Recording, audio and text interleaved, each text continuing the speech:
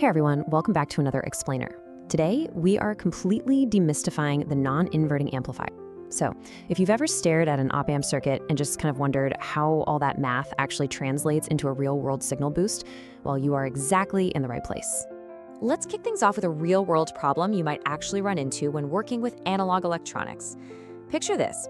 You've got this tiny oscillating AC signal. Maybe it's an audio wave, or maybe it's a reading from a super delicate sensor, right? And you really need to make it bigger. But here's the catch. You absolutely cannot afford to reverse its phase. You need that amplified wave to perfectly match the orientation of the original one. So how exactly do we pull that off? Well, the answer is the non-inverting op-amp. By definition, it's an operational amplifier setup where the output voltage is perfectly in phase with the applied input voltage. It basically acts as our hero component here, scaling up that signal while literally mirroring its original orientation. There's absolutely no flipping involved. Now, to truly grasp how this setup achieves that perfect mirroring, we've got to talk about two foundational principles. We call these the golden rules of ideal op-amps when they're hooked up with negative feedback.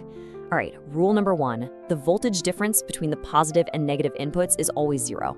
The negative feedback loop actually forces this to happen. And rule number two, the inputs draw absolutely zero current. Why? Because the input impedance is practically infinite. Seriously, lock these two rules in your mind right now, because they are the absolute secret key to unlocking all the math we're about to do. Okay, looking at the schematic for the circuit design, notice exactly where our input voltage, Vn, is entering. It's going straight into the positive terminal. And honestly, that is exactly why we call it non-inverting. Meanwhile, if you look over at the negative terminal, it's connected to this voltage divider network made up of two resistors, R1 and R2, which loops right back from the output. That whole setup right there, that's our negative feedback loop. So let's put those golden rules to work and calculate our gain. Remember rule one? Because the inputs have to have equal voltage, that negative terminal basically just sits right at Vin. And because of rule two, where no current flows into the op-amp itself, any current flowing through that first resistor, R1, has literally nowhere else to go, so it just continues directly through R2. If we apply some simple Ohm's law to trace that current path, it gives us our output calculation. Our Vout is basically Vin plus Vin divided by R1 times R2. Now, if we simplify that math, we get this incredibly elegant formula. Gain equals 1 plus the ratio of R2 over R1. But wait, really look at that crucial plus 1 in the equation. That is a total game changer. Because of that plus 1, this specific circuit configuration can never, ever reduce your signal. It's mathematically impossible. It's always going to give you a gain of at least 1 or greater. Let's make this super concrete with a practical example. What if you just reach into your parts bin and pull out two identical resistors? Let's say you grab a 5 kilo ohm resistor for R1 and another 5 kilo ohm resistor for R2. Well, 5 divided by 5 is 1, and 1 plus 1 equals 2. It's that easy. Just by using two equal resistors, you've instantly created an amplifier that perfectly doubles your voltage. You get a gain of exactly 2. Boom. It really is that simple to apply in real life.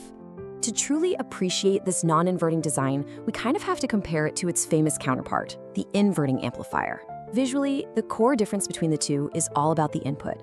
In our non-inverting design, the signal goes straight to the positive terminal. But over in the inverting design, that signal is actually fed through an input resistor directly into the negative terminal, and the positive terminal just gets tied straight to ground. So let's wrap up exactly what this means for your actual electronics projects. Basically, you're going to want to choose the non-inverting configuration when you absolutely need the output to stay perfectly in phase and you need a gain of 1 or more. But on the flip side, if you really don't mind the signal flipping 180 degrees out of phase, or if you actually need to reduce the signal size, like getting a gain of less than 1, then that inverting topology is definitely the tool you want to reach for. Let's finish up with a little puzzle for your next project. Think about this. If we replace R2 with a total short circuit, just 0 ohms, and we completely remove R1, our gain calculation becomes exactly 1. The output perfectly, 100% matches the input. We call this a voltage follower. But here's the million-dollar question. If it doesn't even amplify the voltage, why on earth is it considered one of the most useful building blocks in all of electronics?